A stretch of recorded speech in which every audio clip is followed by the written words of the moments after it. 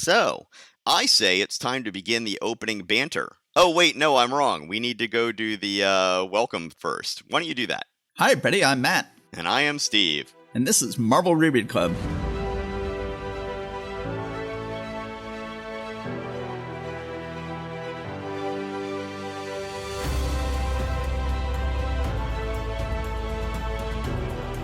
Okay, so I accidentally jumped too fast on the banter there. We can go ahead and begin the banter now. It is banter time. Hello, everybody. I hope that everyone is doing well.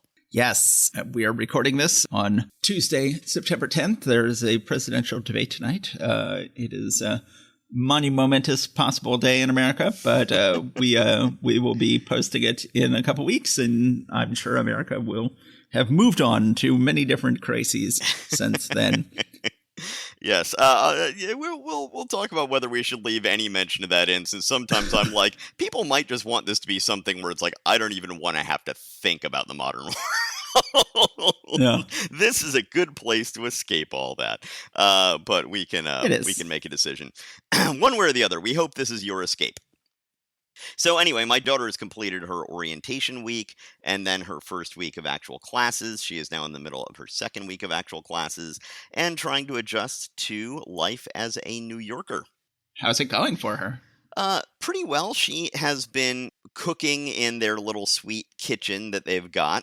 We actually had our first FaceTime meeting with her. She was in the middle of making herself some fresh summer rolls. She was marinating her own little strips of tofu and cutting up little bits of cucumber and putting them into the little glass paper wrappers. We should explain that your daughter's nickname is Knife Skills because she had a job at a restaurant when she was in high school and had the best knife skills at the restaurant. So she earned the nickname Knife Skills, which I certainly hope she put that on her little name tag when she showed up at college. I hope it said her first name and then Knife Skills and then her last name. And she should not elaborate on how she got the name Knife Skills. For all anyone else should know, she got it for doing those same little duels that was in the Beat It video. Exactly. So anyway, she's also been figuring out how, to get around the city and when it's most advantageous to use the subway versus when it's most advantageous to walk and all of that sort of stuff. So she's settling in. How is your family doing? Oh, we're doing great. Jack's third baseball game didn't go as well as his first two, but he's got another one coming up on Thursday, and he's going to get to pitch this time, so that's exciting.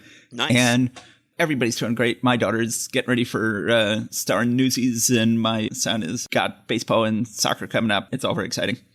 Nice. So, should we go ahead and jump into the books of February 1967? Yes, I think we have completed the obligatory banter section. So I believe it is time to get down to business. Who did which ones in what order last time? Do you remember? I do not remember. Okay. Well, which one do you want to take? I don't know. I can do Amazing Spider-Man. If you wish. Hey man, if that's what you choose, that's on you. Let's go and do Amazing Spider-Man number 45. One of the wildest of all Spidey's battles. Spidey smashes out. I'm a big fan of this issue. A Stan the Man Lee and John Ringading Ramita adventure in agonizing action. Lettering by Sam Rosen. Web untangling by Herb Forbush. So when last we left Spider-Man, his arm is in a sling, a very sort of complex sling. And he's trying to get around town. He's doing it by creating a sort of web pathway for himself to walk along, which is very awkward. It's sort of like a tightrope, but the width of maybe a little bit more than a balance beam. Yeah, but he is able to swing around a little bit, which would be very hard to do one-handed. Rescues a black Teamster from being hijacked, and the Teamster says, "Hey, Spidey, we could use you in the Teamsters Union." And given the horrible corruption that was going on in the Teamsters Union at the time, indeed they could.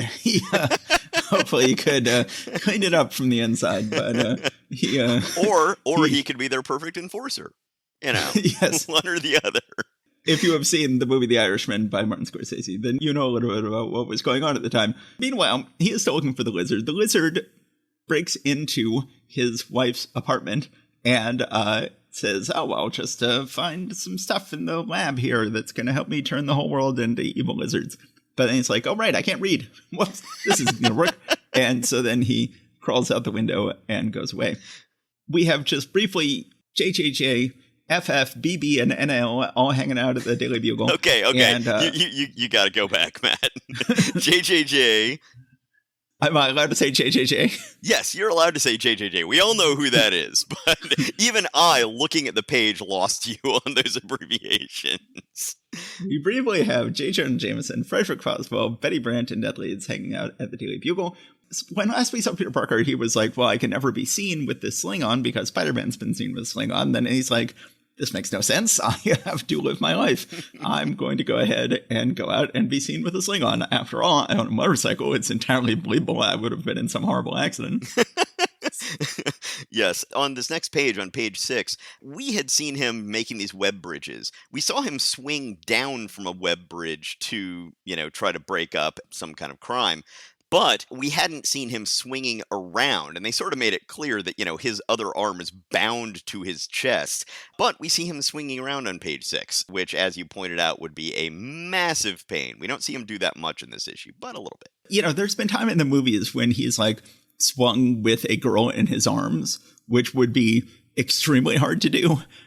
And he sort of has to swing one-handed while he's got a girl in his arms. So we've sort of seen them try to make it work in the movies.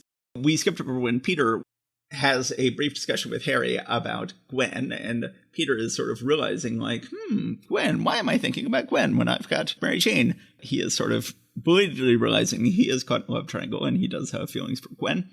Meanwhile, as you were saying, we cut back to Spider-Man. Spider-Man is searching all over for the lizard. He goes to the House of Reptiles at the zoo, which isn't a bad idea, but then he sees a poster saying that there will be a large collection of reptiles that is being shipped in at the rail yards. No, it's being shipped out from the rail yards from New York City to Philadelphia. So it has been here. It is just now leaving. That's why he decided to come down and take a look. But I do notice that when he's searching around, at one point when he gets to the sewers and we see a very Ditko-esque sewer panel, he thinks to himself, or actually says to himself, I've covered every type of place the lizard would hole up in, but still not a trace of him. So he's checked every kind of place that the lizard would have holed up in all of New York. And how many miles of sewer are there in New York? Presumably hundreds. At least 3. Yes. So then Spider-Man says they're shipping a bunch of reptiles out of the city at the rail yards. I'm going to go there. So this issue is penciled and inked by Romita. And really, I don't know which I love more. I love Romita's pencils. I love his inks even more. The pencils and inks on the rail yard on page 7, really gorgeous. So Spider-Man arrives at the rail yards, and sure enough, he has found the lizard through a good series of deductions and gets into just a massive fight. So Spider-Man is fighting one-armed. It is really hard to do. It is made very believable by Romita, who just does amazing action. That Spider-Man is doing all this fight one-armed. Of course, the irony here is that Kirk Connors is actually one-armed, but has 2 arms as the lizard. Good point. And Spider-Man is 2-armed, but is having to fight one-armed. Kirk Connors releases all the reptiles from the rail yard cars, orders them to attack Spider-Man because, like Aquaman can control fish, the lizard can control reptiles of various sorts. I don't like snakes, so I didn't like reading these panels. Finally, they end up fighting on top of a moving railroad car, which I always love. Yes. And Spider-Man has a very clever idea. He is like, I am going to lure the lizard into the refrigerator car. And lizards don't perform well in refrigeration, and he will gradually collapse. This is a very clever way to end this very long and harrowing fight.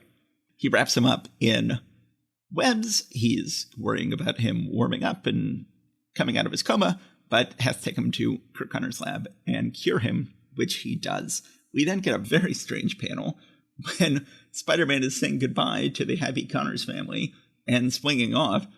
All 4 people are talking in empty speech balloons that have nothing written in them. And it says, another mighty marvel first, knowing how titanically talented our riotous readers are, we're leaving this panel for you to write your own dialogue. If you can get someone to play hearts and flowers softly in the background, it won't do a bit of harm either.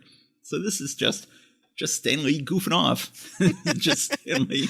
I'm wondering if he just had writer's block at that point. He's like, I'm done thinking about this panel. Who knows? But it is funny. Yes, he runs into Harry and Mary Jane on the way back, sort of setting up that Mary Jane will end up dating Harry. Really gorgeous panel on the bottom of page 19 of Peter walking home through the gloaming with shadows of leaves falling on him. He arrives home. Of course, Aunt May is still out of town, but her neighbor, Mrs. Watson, Mary Jane's Mother? Mary Jane's mother or No, aunt? I think they're both. I Mary think they Jane's both aunt. are. I think both of them. These are their aunts. Yes.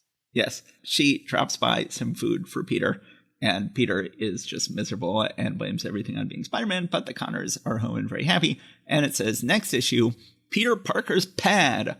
We should explain that in 1967, pad was slang for apartment, and it's just very strange. And I should say, even when I was reading Spider-Man comics in the mid-'80s, when pad had very much gone out of favor as slang, they were still calling it Peter Parker's pad. And you would never get an issue of Superman that ended with, next issue, Clark Kent's apartment. This is just showing the degree to which this book really is sort of halfway between Superman and Archie. It's just as important his personal life as his superhero life, and you can get people to go ahead and save up 12 cents to buy next issue, knowing that they'll get to see Peter Parker's pad. Well, in this Very case, strange. though, he is a teen who has been living with his aunt this whole time, and this is a big stage in his life. He's moving into an apartment. Hey, kids who are younger, wouldn't you like to be moving into your own apartment? Hey, college students, isn't it cool that you're now not living with your parents and out in the world? Yeah, well, that's going to be happening with Spidey. And when you say it like that, I can see what you're saying, but it just didn't get me at all. And that is part of how these things are different. Check my notes real quick. He says at one point that because he only has one useful arm that he can't drive a motorcycle. I'm sure there are hundreds of one-armed motorcyclists in America right now who have figured out how to drive a motorcycle one-armed. It's got to be easier than web swinging one-armed. I mean, if you can figure out how to web swing one-armed, then you can certainly ride a motorcycle one-armed. Well, he's been web swinging for a while. He hasn't been riding his spike for a while. So, it might take a little while to figure it out. And I don't know, I don't know if you could ride a motorcycle one-armed without some sort of modification to the cycle. Could you? I don't know. I've never ridden a motorcycle, so I wouldn't know. I came close to getting my motorcycle license in high school because, Dad had that old Honda 400cc motorcycle. Yeah. And I was like, hey, are you guys going to get me a car when I turn 60? And they're like, we're not getting you a car. I'm like, oh, well, there's that motorcycle that you never drive down in the basement. I'm just going to go ahead and learn to ride that instead. And at first they were like, oh, well, I guess this gets us out of him trying to get us to buy him a car. And I was taking motorcycle lessons, and I was, trying to get my motorcycle license. Anyway, there was a whole rigmarole about that. But then apparently... And then they realized, oh, dear God, yes, having a 16-year-old riding a motorcycle would be a terrible idea. Yes, and apparently for Christmas, they actually told me that they were planning on getting me, like, a helmet and, like, some riding gear and stuff like that. And then both looked at each other, and they were like, what the hell do we think we're doing? So I said, okay, so we're selling the motorcycle and getting me a car? So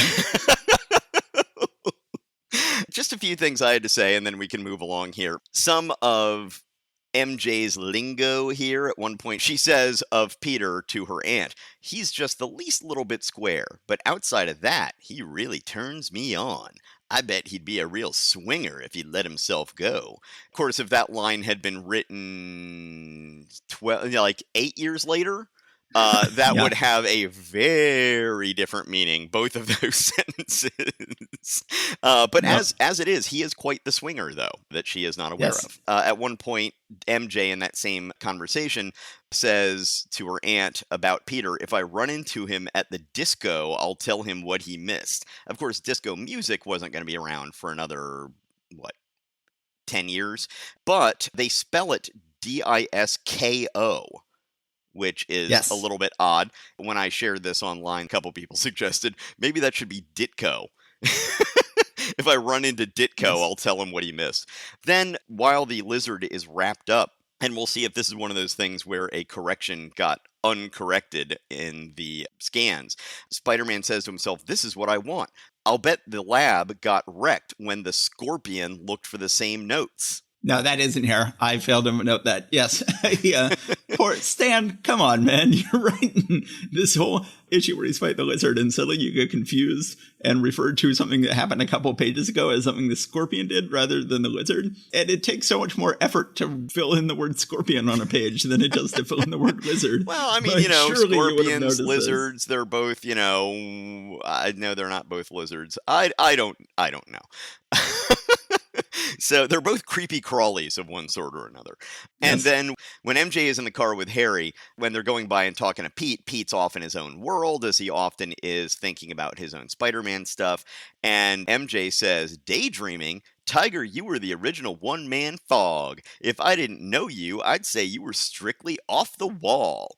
So, once again, teen lingo as filtered through a middle-aged man who has a 16-year-old daughter at home.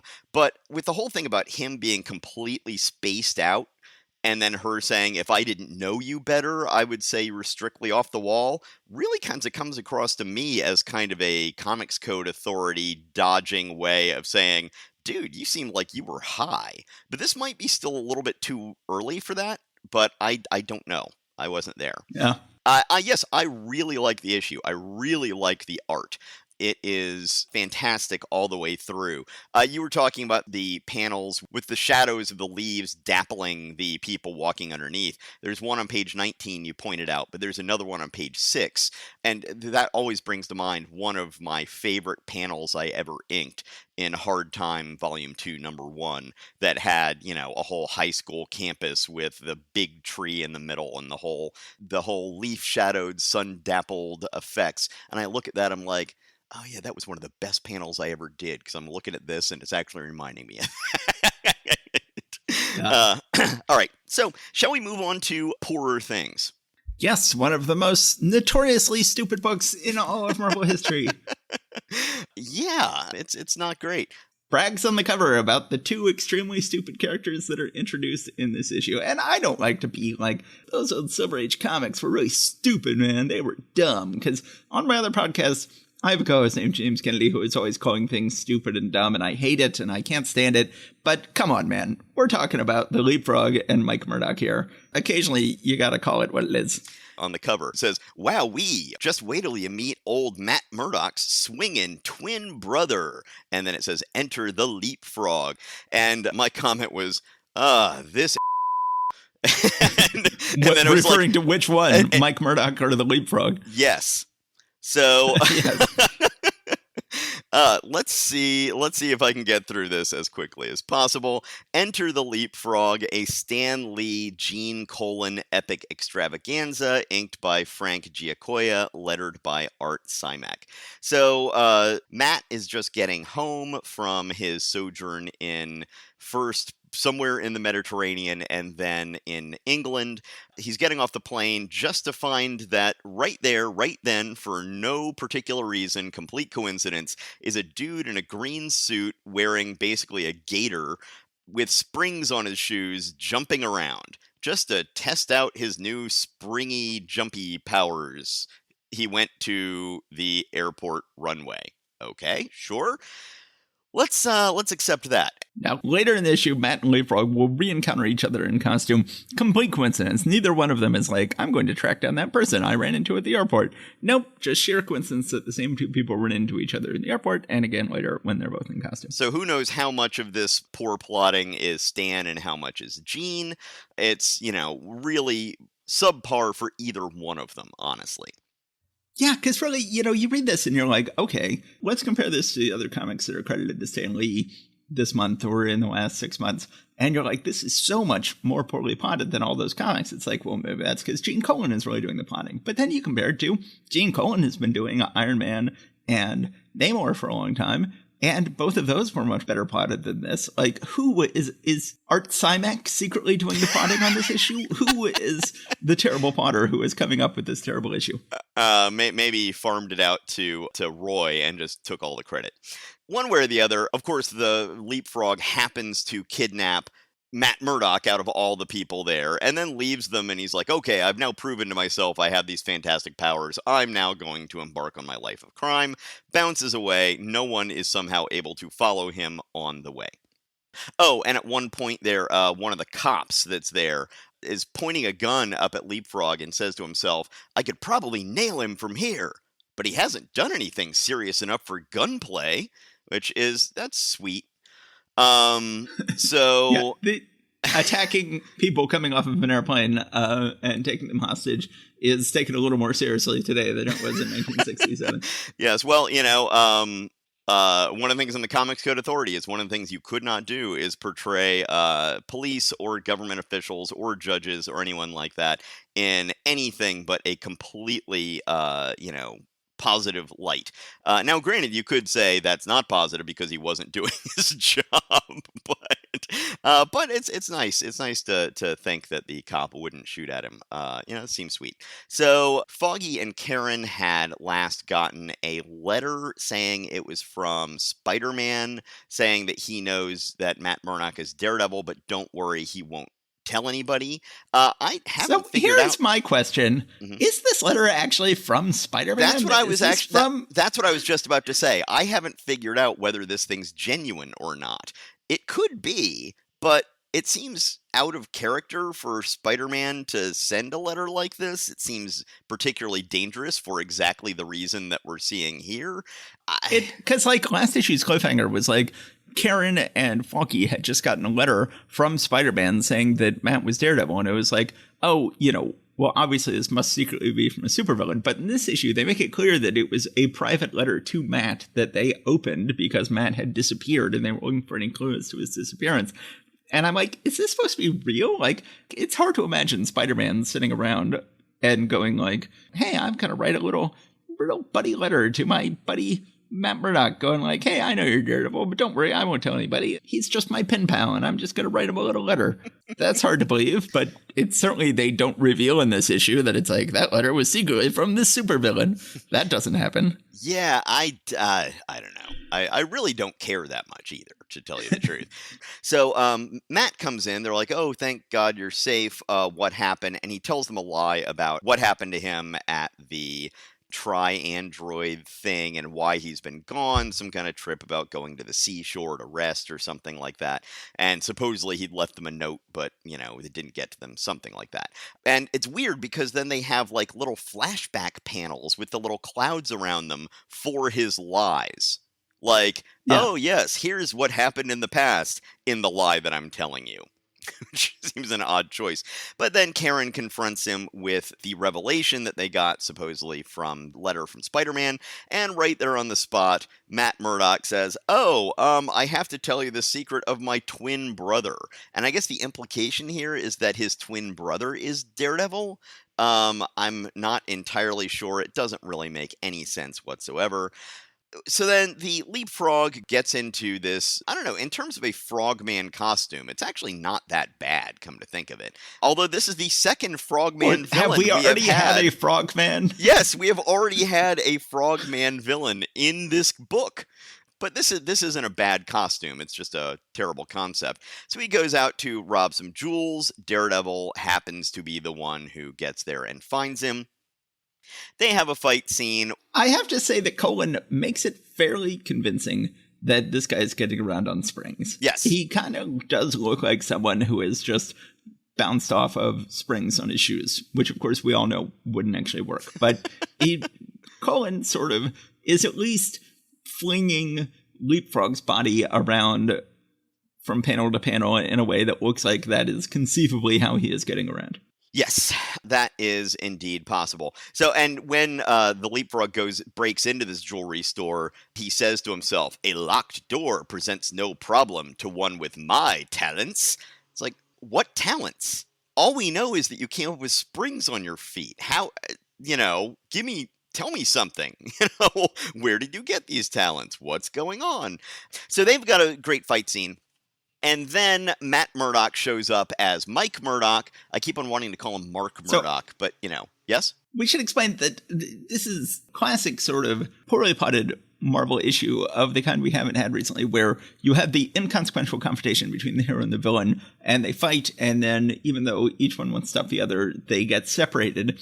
And then we get a little personal life scene with Mike Murdock, and then we're just right back into it, resuming the fight, still basically a one-on-one fight in the middle of nowhere between Matt and Leapfrog, as if we hadn't just taken a couple pages off for a personal life scene. It's really poor plotting. That is the last thing you want to do when you're writing. And so Mike Murdock, Matt Murdock, who cares? Mike Murdock shows up, and he's just basically a real massive jerk. he's wearing wraparound sunglasses, supposedly to look like he's just a jerk who wears wraparound sunglasses rather than somebody who's trying to hide his blind eyes. He's wearing a string tie and a loud jacket and a fedora with a little feather in the band. It's just acting like a real jerk.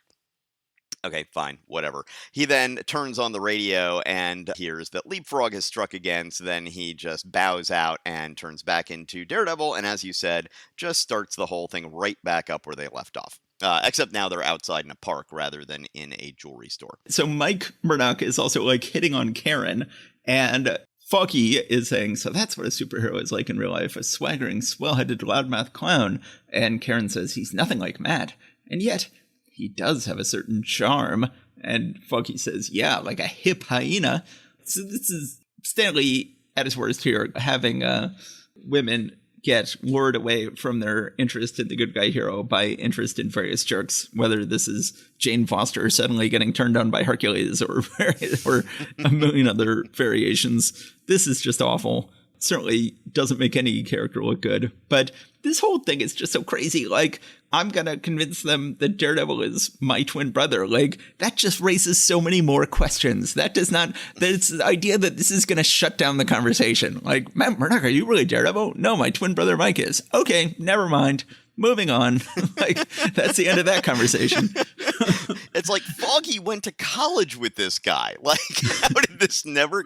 Yeah, you're right. It's just... This is one of the dumbest storylines of Silver Age Marvel. And, dumbest ongoing storylines. I'm sure you could find probably half a dozen storylines in the old Giant Man series or something that are dumber. But this is right up there. So, one thing I wonder... And Mike Murdoch will just keep going and going. The Mike Murdoch saga will go like 12 issues or something. So we have barely begun with Mike Murdoch. Yes. Now, in this fight scene, I am wondering if Gene Colan might have been directed by Stan Lee to try to draw fight scenes more like Kirby, because there's some weird positioning in here that almost looks like someone who draws very differently from Kirby, trying to do Kirby's sort of exaggerated positions for people and failing. Not standard for Gene Colan. So page 17, panel 3 it's one of them. It's not that much. But then page 18, panel 1, the way that Daredevil is swinging shoulders, or he should be swinging his shoulders, but he's not, and he's over-exaggerating his pose there, but in a really unhelpful way. And on page 19, panel 3, again, that's just sort of a... I don't really know what I'm supposed to do here kind of panel. Yeah. So, yeah, I do wonder whether maybe Stan Lee was saying, hey, everybody needs to draw more like Jack Kirby. And she's like, okay, let me try to do that. I remember there was one inking job I had where both me and the penciler were told to channel our inner Jim Lee. And I think both of us, me more than the penciler, were like, I don't know how to do that. It didn't turn out that great. Anyway, Daredevil wraps up Leapfrog, and then the epilogue is that the Leapfrog, of course, came to them for a defense attorney, and Foggy wants nothing to do with it, but Matt is just fine taking the case. Yes, because that's not unethical at all to arrest someone in your vigilante role and then defend them as a lawyer. Well, as long as you do provide them with a vigorous defense, then I don't know whether ethics, as long as you actually are able to give them the best defense possible, regardless of the outcome, I don't know if that would necessarily be unethical. It'd really only be unethical if you're like, oh, dude, I'm going to do a terrible job defending this guy. Let me check my notes real quick and see if there's anything else I wanted to add here. Yeah, so Matt is saying to Karen, she's like, Matt, I just got a letter saying you're Daredevil. And he's like, okay, well, remember the last time you saw me when I was wearing a Daredevil costume that fit me perfectly? Let me explain what happened then. And he's like, come to think of it, you were wearing a Daredevil costume that fit you perfectly last time I saw you. Leapfrog is such a dumb idea. Eventually, Leapfrog, by the time we were reading comics in the 80s, Leapfrog was officially a joke character. He would only appear in silly issues. as a comic relief character. In this issue, they actually try to get us to take him seriously, which is really, really bad. I say at the end of my notes, one of Marvel's dumbest villains and dumbest subplots insults the intelligence of all the characters and the readers. Infamous issue. Art is okay. You believe he's getting around by spring. So that was the end of my notes. Can we move on to something better? Should we go ahead and move on to Thor number 137? Please put me out of my misery and do so. Yes.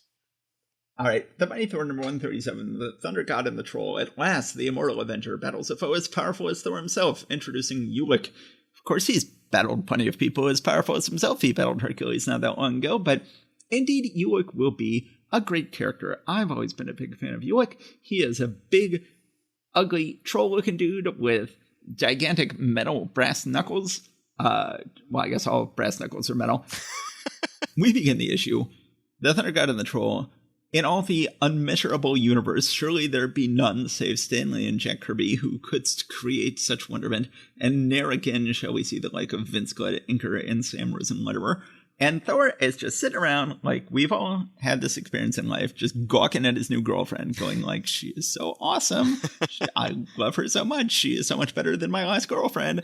And he is just watching Sif throw spears through a pole with her extreme prowess at spear chucking. Now, and oh boy, poor turn of phrase there. With this particular panel, does this remind you of anything, Matt? This panel? Which one? With the spears hitting the stick, which has been stuck in the ground.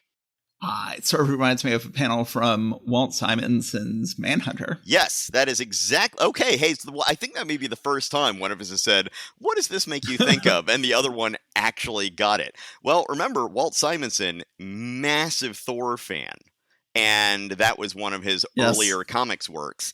I would not be surprised if this, at least subconsciously, if not consciously, was what he was thinking of with that panel in the Manhunter backup feature in Batman in the 70s. Indeed, I think you're right. So then Thor is like, you're pretty awesome with those spears, but I can use my hammer and break all three spears in the air. And they're like, okay, we are both so turned on right now. And then... Suddenly, a bunch of trolls attack, as would happen in a situation like this. Great panel on the top of page 4 of them being mobbed by trolls. I really love their armor and their trollish faces. And so then they get in a huge fight. They have brought a massive crossbow type thing to attack these guys with. That must have been a lot of work to haul up from their underground thing. A little bit of an art problem on pages 5 and 6 where they kidnap Sif, and that is not clear from the art. You have to read the speech balloons to understand that they've kidnapped Sif. Well, and can we just say that the whole thing he's been talking about is what a fantastic warrior Sif has grown up to be, and then the very first thing that happens when they introduce her is she gets kidnapped? Stan, no. No. Or maybe Jack to some extent. But that upset me. I really like this issue for the most part, but that in particular upset me. Yeah. So then Thor goes down into the tunnels to try to find her, but runs into Ulik, who has a great look that will never change very much over the years. He'll come back many times. He is a big furry troll dude with these metal brass knuckles. They, meanwhile, are shooting Sif down into a tube while Thor and Ulik wail on each other. I talk about in the book I'm writing right now about how I would get very frustrated watching the Hulk TV show as a kid because the Hulk never fought other monsters. Poor Lou Ferrigno never got to get in a fist fight with anybody over the whole course of that show. And then finally there was going to be an episode where he got to fight another Hulk, and then we couldn't watch it because we were at Disney World and I demanded to leave Disney World. We covered all this in an episode we never released where we interviewed our mother. We might release that one of these days, but yeah, it's quite a story. Yes. But, you just want to read comics in which our big, strong hero can actually get in a fist fight with a big, strong villain. And indeed, that is what this issue is. And it is great. The fight just goes on and on and on for several pages. Finally, they're like, hey, here's what we're going to do. We have to move this fight to Earth just because this comic is supposed to be supposedly set on Earth and we haven't been there in a while.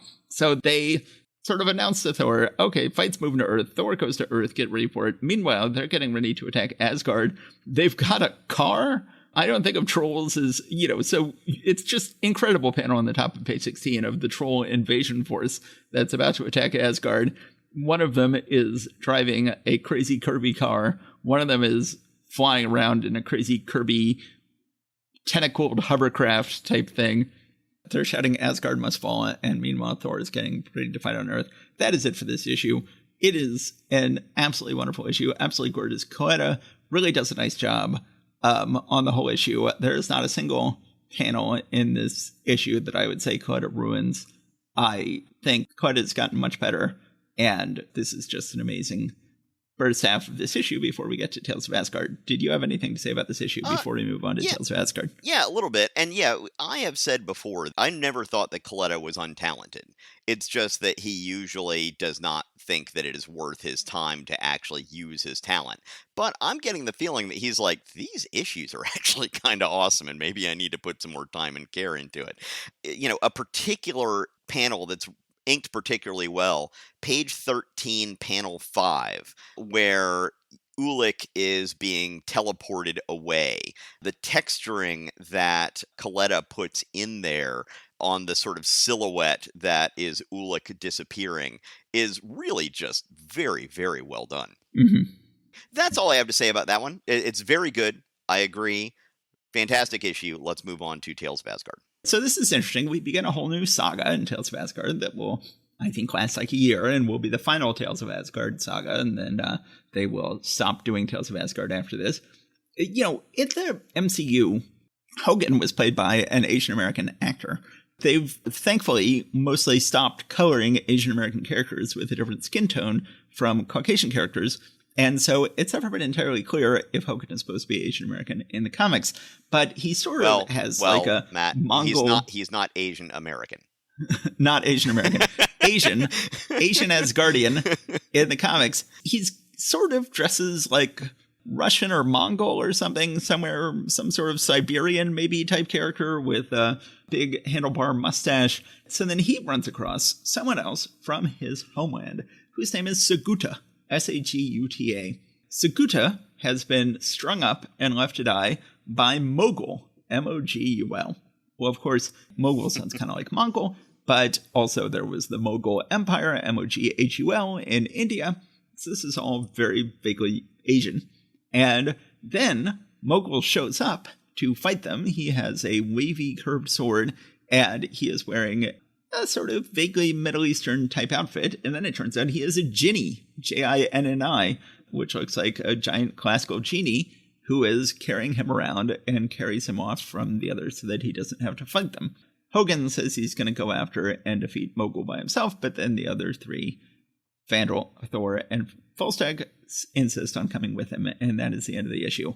So we've sort of got confirmed here that Hogan is supposed to be a vaguely Pan-Asian character, vaguely Pan-Asian. He's got a friend with a Japanese-sounding name and a villain with a either Mongolian or Indian-sounding name, and the villain has a vaguely Middle Eastern or Persian style assistant, enslaved Jinni. So this is fascinating introduction of cultural diversity into Asgard. Of course, the MCU got in a lot of trouble with certain fans by going like, how can you have non-white people in Asgard? That's not right. Are you going to make Wakanda racially diverse when we go to Wakanda? No, you're not. So why make Asgard racially diverse? But here we see that even in the comics, Asgard was racially diverse. Yeah, and one thing I've thought about that, because I'm not someone who's going to get all bent out of shape about something like that, but just in terms of internal logic and consistency, I was kind of wondering about how that would work. But then I thought, well, these are essentially an alien race who were worshipped as gods by these Nordic people, and all we've ever gotten is stories and descriptions from these Nordic people of their gods that in this conception were these aliens that came here. Well, those aliens might not necessarily all look like Vikings. They might look like various things, as opposed to Wakanda, that is actually an African kingdom that is kept very, very isolated from the outside world and colonization. So there it would not make any sense beyond just all of the other problems that would create. Yes. But beyond how problematic the rest of that would be. Yeah, this guy, the sort of crescent design on the top of his somewhat turban-like helmet do sort of vaguely seem to reference the crescent moon symbol of Islam and maybe Sikh turbans and yeah, the wavy swords. It's definitely supposed to be, as you said, Asian-ish. And when I got to this, I did wonder. I wonder if this is where they decided to cast, a person of Asian descent as Hogan, because this would definitely give them a hook to hang that on. Yeah. In terms of Coletta doing a much better than average job here, page 4, panel 3, the shadow of the genie, that is the kind of thing that Coletta often would just really make look terrible with the scritchy, scratchy, scribbly looking stuff, but somehow he makes it really work in that case, and I commend him. Yep, I agree. And next, to find the Mystic Mountain. But now it's time to move on to, somehow when I let you have Spider-Man, I'm like, oh, that's right. That means I get stuck with Daredevil and Tales to Astonish. Neither of which are that great this month. So, Submariner and the Incredible Hulk, Tales to Astonish, A Stranger Strikes from Space. And on the cover, you have Submariner punching Atuma right in the kisser with a big robot. So this is a really weird story. The Submariner, A Stranger Strikes from Space. Written by Stan the Man Lee, illustrated by Wild Bill Everett, lettered by Swingin' Sammy Rosen, and because we need something to fill the rest of this space, Imperious Rex. So Irving Forbush gets completely sidelined in this one. Apparently, Atuma is now trying to invade Atlantis again. This was not happening in the previous issue. They're just like, okay, well, Atuma shows up every now and then. That's what's going on, so that's how we start out the story. Yeah, it really feels like we missed an issue. They've jumped way ahead here, and suddenly we're in medias res. We're in the middle of a Atuma invasion after not having seen him for years. Right. But then Submariner dispatches with him in hand-to-hand combat pretty handily, and Atuma retreats with his war council, and they're trying to figure out what to do next. I gotta say, I really like Everett's Atuma. We have never gotten to see Wild Bill Everett pencil or ink Atuma before. I'm a big fan of his Atuma. He is a very strong, solid-looking dude with nice, heavy inks. And the top of page 4, with him sitting on his throne, sort of resting his weight on his sword, is really strong, badass-looking dude. I really like his Atuma. Did Atuma go back to the Golden Age Submariner or not? No, I don't believe so. I think he was introduced by Lee and Kirby, so I think this is the first time Everett would have encountered him. So Atuma is with his war council trying to figure out what his next move is when this is one of the biggest sort of Deus Ex Machina coincidence things ever.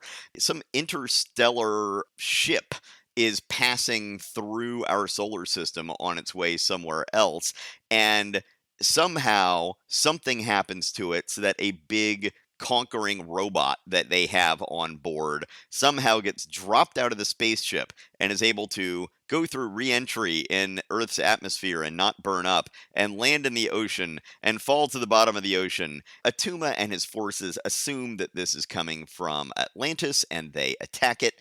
Submariner in Atlantis is observing this area and sees this big thing and assumes that it is working with Atuma and decides he needs to go do something. Dorma wants to join him, but he does not let her. In the end, Atuma is able to disable the robot long enough to be able to do some reprogramming on it, which apparently was just like, I see here, I just need to switch this switch from, from alien to Atuma, and now it's working for him, and he's attacking Atlantis with it. So, we should explain to our younger listeners that you are making a Simpsons reference to which was a reference to an even older Twilight Zone episode, but in the Simpsons episode, they have a evil Krusty the Clown doll, and they discover at the end that there's a little switch on the back that you can flip from evil to good. Matt, I believe we need to be explaining that to our older listeners. What? What? No, wait, what? The older listeners grew up watching old Simpsons. What do you mean? No, well, our generation did. I think that the We generation. are older. We are older, Steve. Yes, I know. We are the older generation. I'm thinking that a lot of our listeners may have been ones who might have been reading this back in the day, and I don't know if they watched The Simpsons.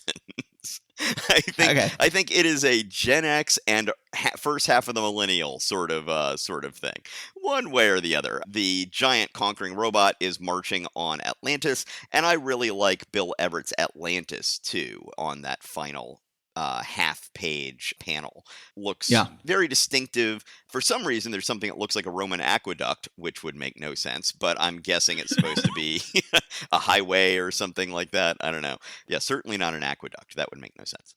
I liked this issue. It's completely bonkers plot device to have, like, suddenly an alien is passing. This is like something out of Monty Python almost. It's like out of Life of Brian, where suddenly there's an alien passing through and they're like, whoops, we accidentally jettisoned our giant attacking robot. Oh, well, no time to go back and get it now. And it's like, well, I guess that's one way to introduce a plot element.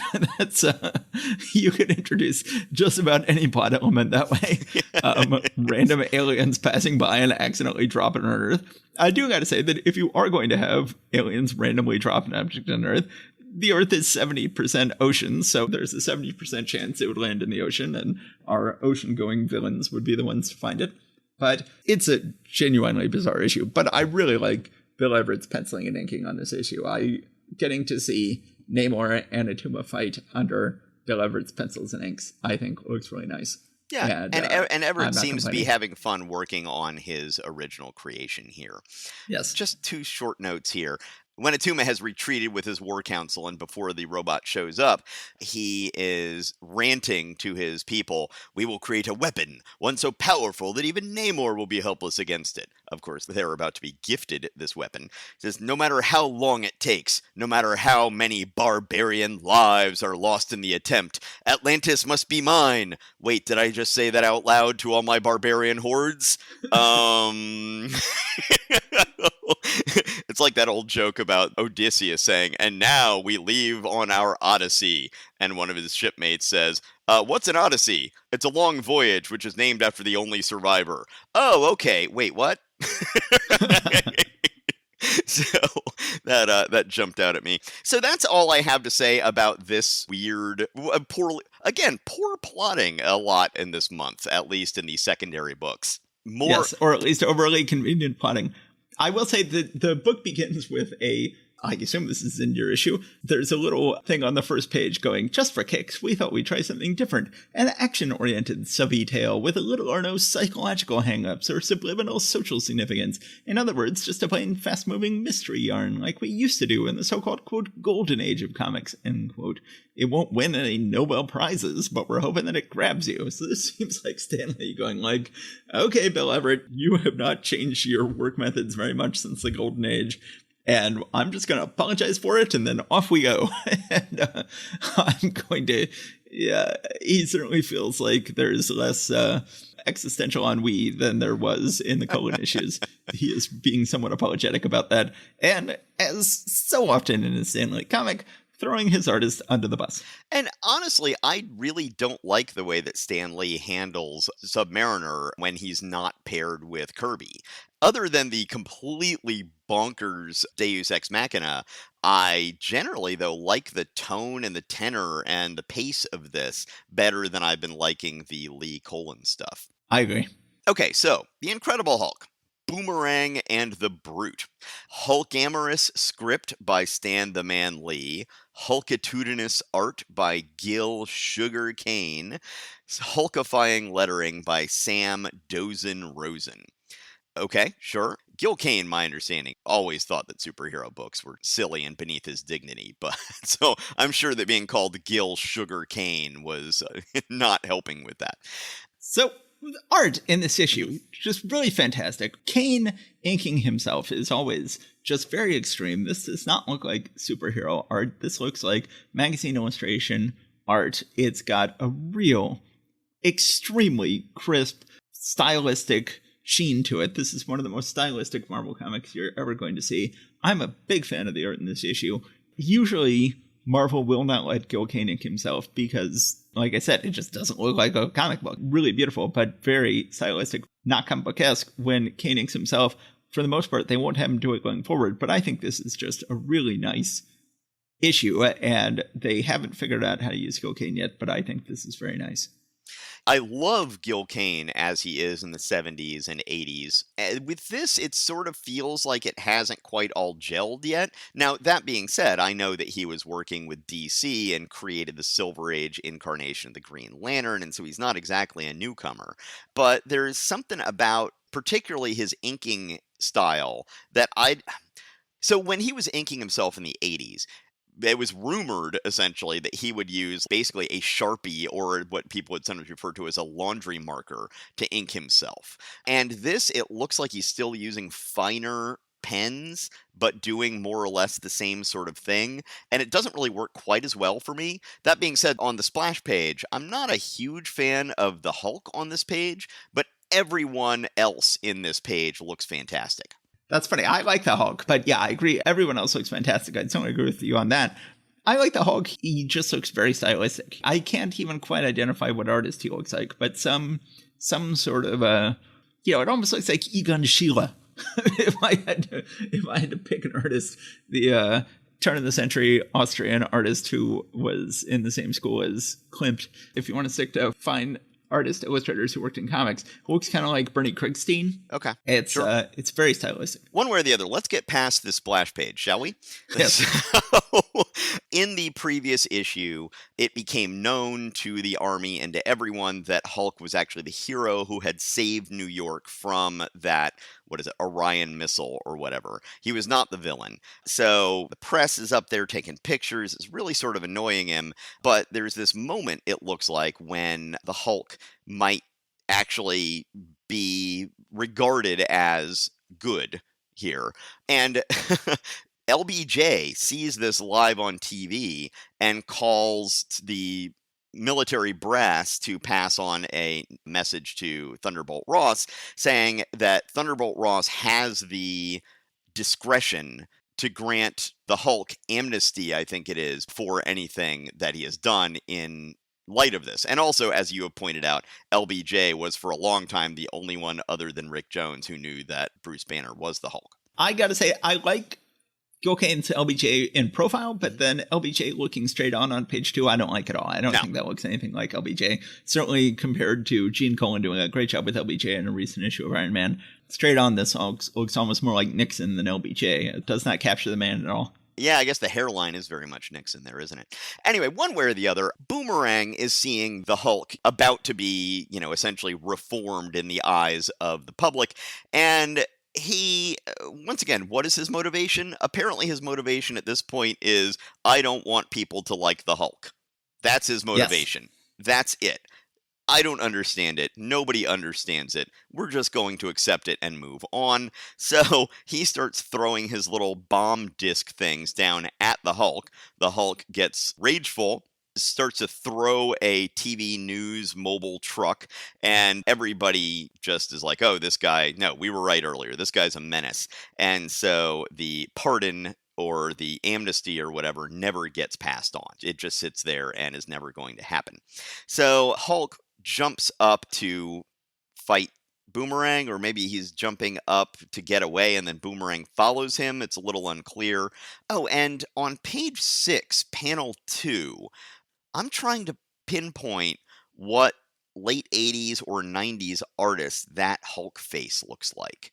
Page 6. It looks like Jeff Purves or okay. Whoever, the artist who took over after Todd McFarlane left the book. Maybe. One way or the other, Boomerang and the Hulk get outside the city, presumably in the Palisades here because it's some low mountains, and they have a big knockdown, drag-out fight. Well, it's not the Palisades. It's not the Palisades because it's got a dam. You're right. So, once again, what is the geography right outside of New York City? It just doesn't make any sense. They were in New York, weren't they? Yeah, they were. Yes, they were.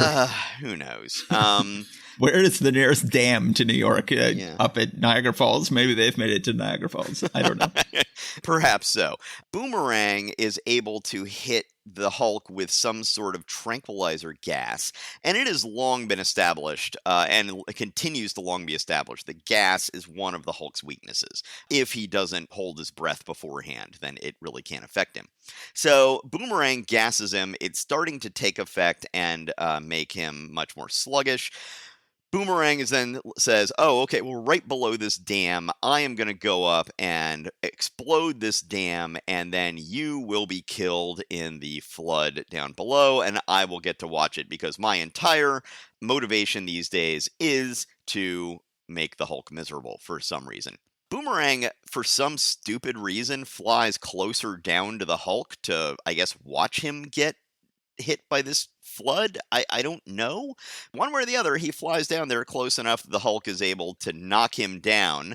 Boomerang then can't get himself away. Hulk, meanwhile, is turning into Bruce Banner because of this tranquilizer. So he's in this sort of liminal state where he's got much of the strength of the Hulk, but a lot of the intelligence and morality of Bruce Banner. And so he is able to jump up and save both of them just about, except he's turning back into Bruce Banner a little too quickly and ends up dropping Boomerang down into the flood. Would but that we would never see him again. We will later. They imply he's dead here. So, yes. Bruce says, if only he hadn't tranquilized me, if I had remained the Hulk, I would have been able to save him. Hulk into next issue. But we really have, for the first time in a long time, it's sort of a wrap-up. For the first time in, years worth of comics, maybe, we have a comic that feels like everything's all wrapped up. Well, for the last several years worth of Hulk, I guess you mean. Yes. Yeah, right. Yeah. I cannot tell you how happy I am to have Boomerang seemingly dead and clearly out of the comic. I'm just a big fan of this issue. Sorry, I didn't mean to interrupt. Oh, yeah, sure. But I really like the way that Kane draws the Hulk slowly turning back into Banner. You can kind of tell in the art the difference is not completely uniform. But, on page 10, you can kind of see, oh, that's kind of the Hulk, but he doesn't really have the Hulk's face. And then on the first panel on the bottom row of panels there, definitely does not have the Hulk's physique, but he also doesn't have Banner's physique. He's sort of more Banner than Hulk, but still green, and really works out pretty well. So generally, yeah, I do like Gil Kane's art in this issue. I do think that his inking himself will get a little bit more confident over the years. So many panels I love in this issue. My favorite panel in this issue is always very rare to have silent panels in any Marvel comic. Thunderbolt Ross gets a letter from LBJ saying you have discretion about whether or not to give Hulk amnesty, and Thunderbolt Ross, of course, decides, he says, just a short half hour ago, my answer might have been different, but now, and then you just have this picture of his foot with the torn up pieces of the letter fluttering down to land on his foot. Panel 6 on page 5. Really beautiful panel. I'm a fan of everything. Also, I got to say, Betty on panel 2 of page 5, looking really sexy. This is sexy Betty. I think this is just a beautifully illustrated issue. I'm very glad to have Gil Kane wrapping this up. And again, you don't know how much credit for the potting to give to Kane, but I think that as potter, whoever potted this issue did a really nice job wrapping everything up. And then in the end, there's a letter from Don McGregor, who is one of the regular letter writers and who will go on to become a great Marvel writer in future years. One last thing. On the splash page for this issue, the photographer who's taking a picture of the Hulk says, that's it, just a little closer. You're liable to crowd the election right off the front page. I guess that would be a midterm that we'd be talking about there, since this is cover date 67. So this would have been right around November of 66, presumably. I guess. One really fantastic panel, page 3, panel 4, the panel right in the dead center of the page.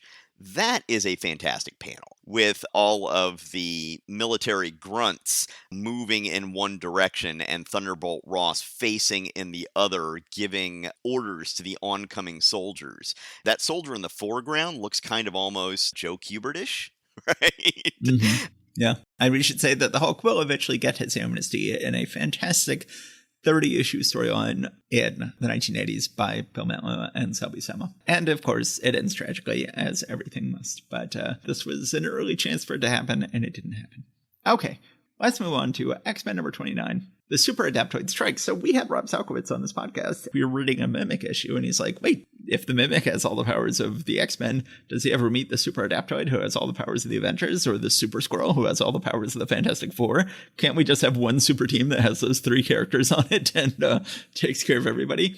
But I don't think Rob remembered, and I certainly didn't remember, and you didn't remember, that the Mimic does meet the Super Adaptoid here. And so we have the character with all the powers of the X-Men versus the character with all the powers of the Avengers.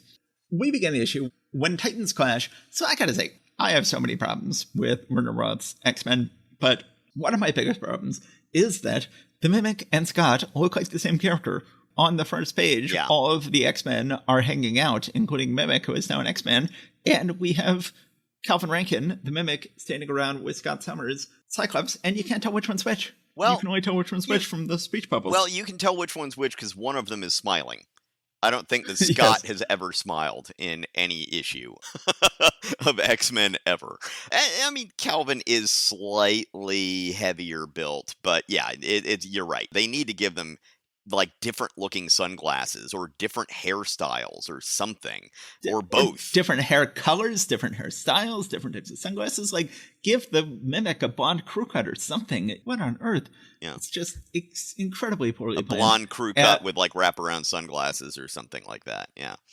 Yes. Another towering triumph for Majestic Marvel, Stanley editor, Roy Thomas scripter, Werner Roth, artist John Tartaglione, inker Sam Rosen, letterer Irving Forbush, skating instructor. And I will say that John Tartaglione does work relatively well with Werner Roth. Sure. I think he's better on inking him than some of the other issues we've seen inked by other folks. I'll give you that. So Warren is helping Jean with her skates. She is wearing a very short skirt to go skating in. Extremely short. Yeah, it's a micro mini with no leggings. And the way that she's holding her foot out to Warren to help her lace those up, he might be getting a little view there.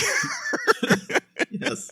So then Scott is moping about all this. He goes off to try out his full beams and is shocked to cause a landslide with his full beams. I don't know how shocking that should be. But then, bizarrely, they're like, oh, well, I caused a landslide, but, who cares? We're in the middle of upstate New York. We're in the middle of the woods. Who cares? Well, it turns out that the Super Adaptoid, who last we saw fighting Captain America and thought he had killed Captain America, that he is hanging out on a throne in a majestic underground chamber that was built by the British in the Revolutionary War, who apparently were fighting like the Viet Cong and living in elaborate tunnel systems beneath the landscape of upstate New York. I realize that actual upstate New Yorkers get quite incensed when New Yorkers refer to Westchester as upstate New York. Yes, or Western New York as upstate New York. As someone who has lived in New York City for 20 years off and on in his life, I have the privilege of referring to Westchester as upstate New York.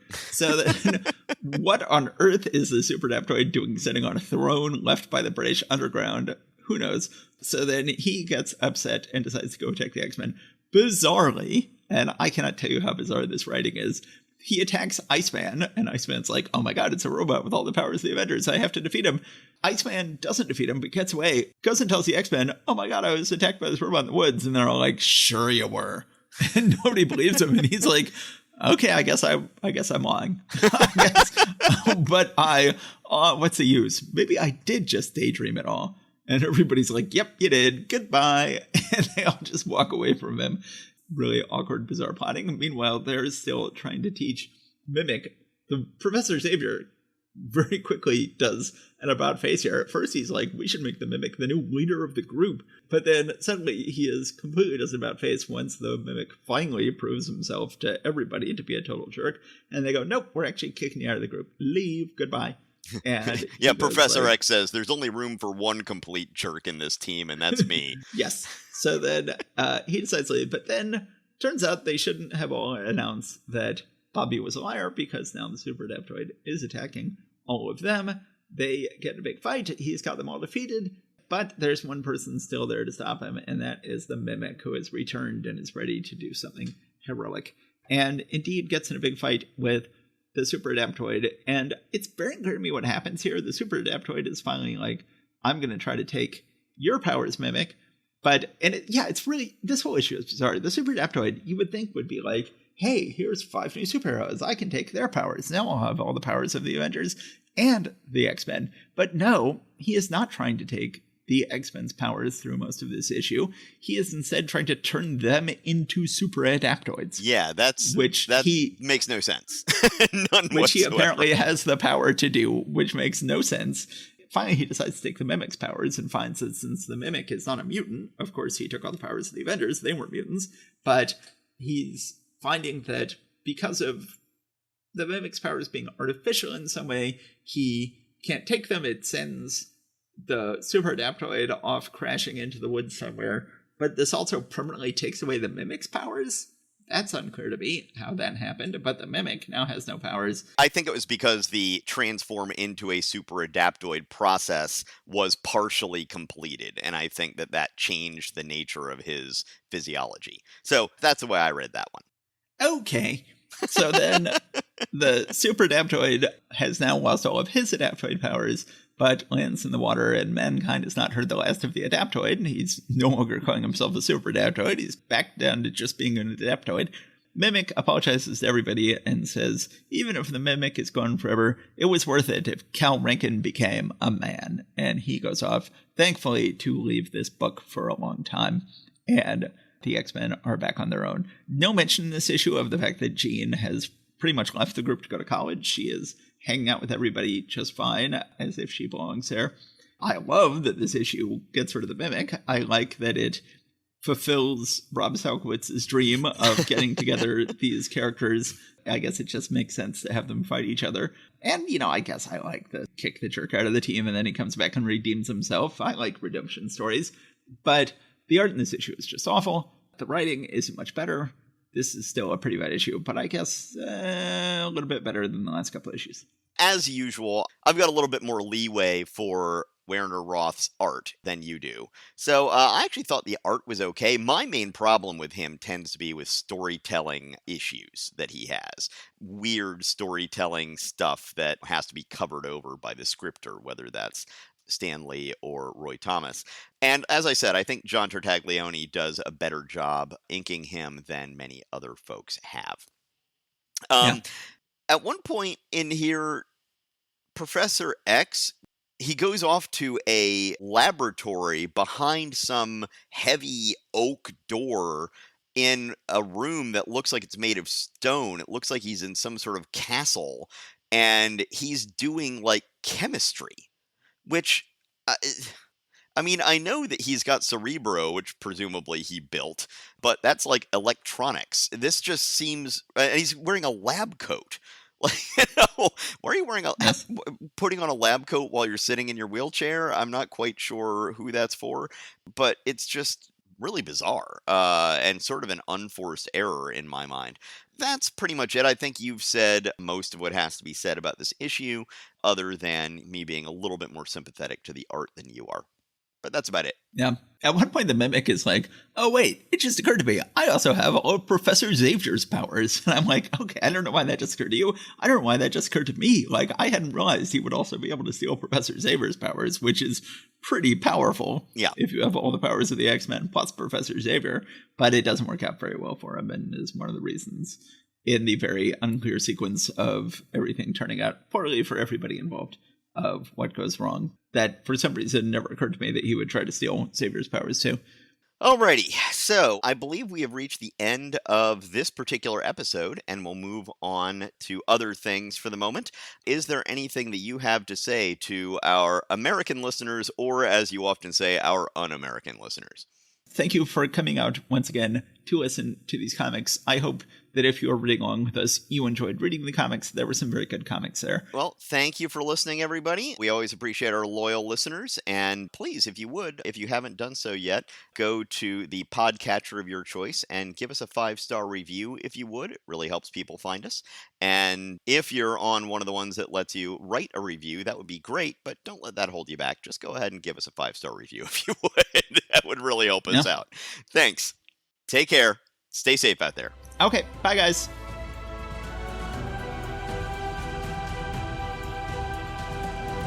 Thanks for listening to Marvel Reread Club. Please subscribe to us wherever you get your podcasts. Your reviews and ratings are a great help and always appreciated. We love hearing from you. Go to marvelrereadclub.com to find notes and join the discussion about this episode. We're also on Facebook and Instagram. See you next time.